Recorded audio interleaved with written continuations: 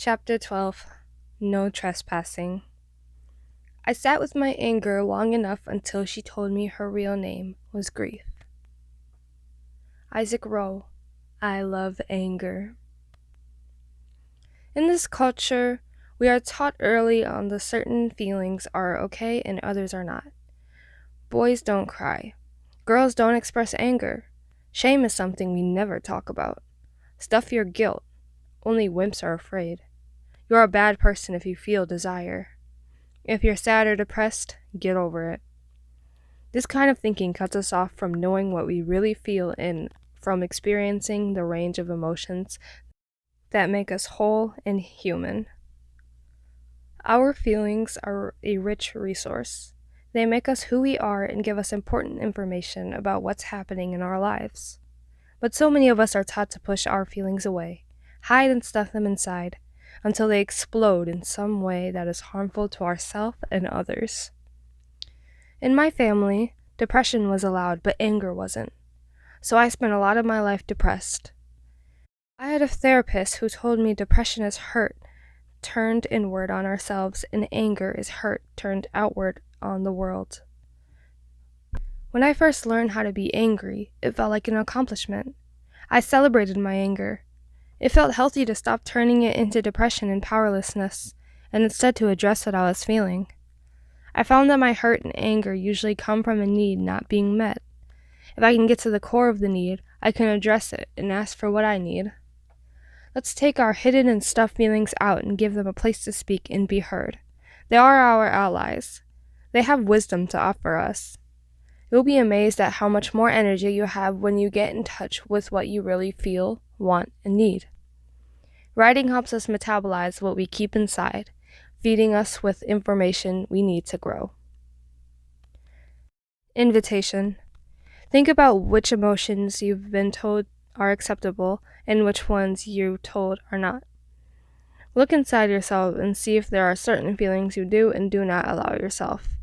How would it feel to give yourself permission to experience all your feelings, especially the ones you push away or block? The most common feelings we run from are shame, guilt, fear, anger, grief, and desire. Are there any others for you? Perhaps you even pushed away your joy. Let's look inside. Just right. One at a time, touch into each of these feelings: shame, guilt, fear, anger, grief, and desire. How easy or difficult is it for you to access these feelings? Which do you allow or block in yourself? Are there other feelings you've been taught are wrong? Sadness, perhaps. Spend some time with each feeling. Sit with it. Give it your attention. Listen to it. Allow it to have a voice, shape, texture, temperature, or color. Write from the voice or sensation of each feeling. What does it want or need to say? Is there anything it wants you to hear and know? How does it feel to allow these feelings to be alive in you? Examples: shame, Kara, 17. I like boys, I like girls. I didn't know you weren't supposed to. I didn't know I'd show up at school to see my name painted next to the word slut in big red letters on the gym wall. Guilt, Melissa, 15. I wanted it, so I took it. No, it wasn't mine, but I didn't care. I just wanted it. It was so pretty, bright and silver, with a big turquoise stone staring out at me like a peacock's eye. I've had so many of my own belongings stolen. Money, clothing, even boyfriends. Why can't I steal too? Because every time I look at that bracelet, my stomach flips and flops. My hands and feet go tingly and numb. I feel like I'm going to pass out.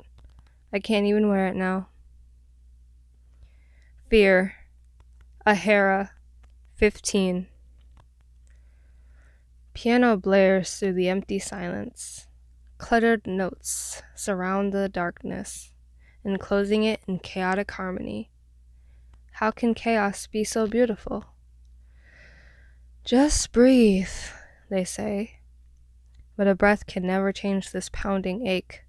A breath can never change this deep resonating within my bones, encasing my fractured mind, and a buzzing sensation. Is this what they call fear? It doesn't show its face often. Somehow it's ashamed of all it can do. But it shouldn't be ashamed. Fear is a risk by itself, defying everything, just to make its way to us. Fear is wild, but it's true. Why is that we fear fear? Before I make a choice, I always have a moment of doubt, a glimpse of fear, a slight bitterness that leaves me with a rough taste in my mouth, like I've rubbed a rusty nail on my tongue. Enough times for its residue to sit there and breathe. Maybe fear fears itself too. Hollow Space, Ava, 14. Anger, like bite your tongue, bloody, grit your teeth, and grin scarier than a frown. Wet and soft until you've wadded in neck deep and it closes in. Stubborn, sharp, disoriented notes, too far apart. Anger so small and pointy, and then you see its shadow envelop you. Fear, like hair raising on your neck, sweat, cold, and shiver, chilling your body. Hands clasping over crevice, rocky bottom shrouded in clouds, bits broken as fragile and brittle as you. Not the sound of the scream, but the silence after. Fear burrowing into your ear to whisper doubts you know too well. Guilt like dry lips, opening uneven, chapped, and closing into a seal of skin. Crow pecking for shiny sweet fragments of memory to devour, spit out, make unclean. Turning the quiet louder than the noise. Down you in a sea of voice, squawking in regret. Guilt behind you like a ghost, embracing you in empty depth. Rant and rave. Poetry is a political act because it involves telling the truth. June Jordan, interview in color lines. I bet you've got something you'd be willing to stand up and fight for or against. Some social or personal issue you feel strongly about. When we rant and rave, we talk loudly, forcefully, or wildly, with rage, passion, or humor about someone or something we have strong feelings or opinions about. It feels good and healthy to vent, to get something off your chest, fight for a cause you believe in, speak out about something you feel is right or wrong. I had a friend who used to trail run, and when no one was around, he'd yell out loud about all the things that were bothering him, to get them out of his system. He always came back glowing. I had another friend who yelled her anger into the ocean, where no one could hear. She said it felt good to release it from her body. We can do this on paper too. Invitation. Think about an issue or cause you have strong feelings or opinions about. Something you're willing to fight for or against. Think in terms of personal, social, political, and global issues such as, but not limited to, abortion, addiction, affordable housing, ageism, animal rights, artistic freedom, birth control, bullying, capital punishment, cheating, child and social services, climate crisis, creative expression, conservation, corruption, crime, disability rights, discrimination, drugs, environmental issues, education, equal pay, equal rights, enthusiasm, freedom of speech, gun control, homelessness, immigrant rights, incarceration and rehabilitation, LGBTQ rights, lying, medical care, physical abuse and fighting, poaching, recycling, religion, sexual harassment, sex trafficking, slavery, teen pregnancy, teen suicide, theft, world hunger. Just right. Write a rant against or a rave for an issue you feel strongly about. Have fun with this. Say everything you've ever wanted to say about this topic. Now's your chance. Rant and rave poems are great to do with a group. They make for strong and lively spoken word poems. After you write, read your pieces out loud with conviction. Notice how you feel. Example: Rehabilitation versus Incarceration, Daniel 18.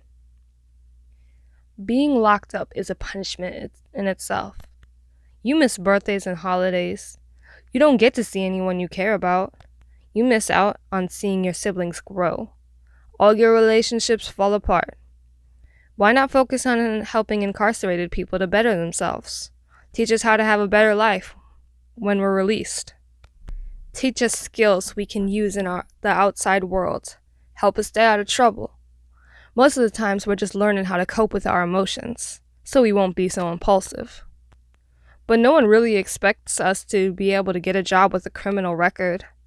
Then they wonder why we turn back to crime for money. Teach me a trade. Teach me to be a carpenter, plumber, welder, or electrician. Teach me something I can do to make a living when I'm released, so I don't have to return to a life of crime. Burn, baby, burn.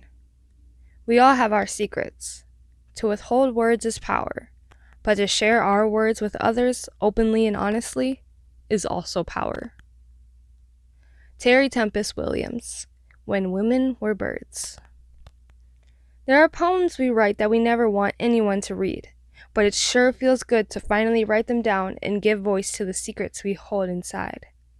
Getting honest with ourselves is a form of freedom. Honesty is the lightning in the storm. What we bring to light eventually frees us. It's what we hold inside that consumes us and splits us off from ourselves and others. Here's a chance to write what you've been holding inside. I find that writing down secrets transforms the shame, guilt, or negativity into acceptance. Give it a try. Dig deep. Say the things in this poem that you've never told anyone, the things you can't bear to let others know about you, the secret you guard with your life. You get to choose whether to keep or burn your poems.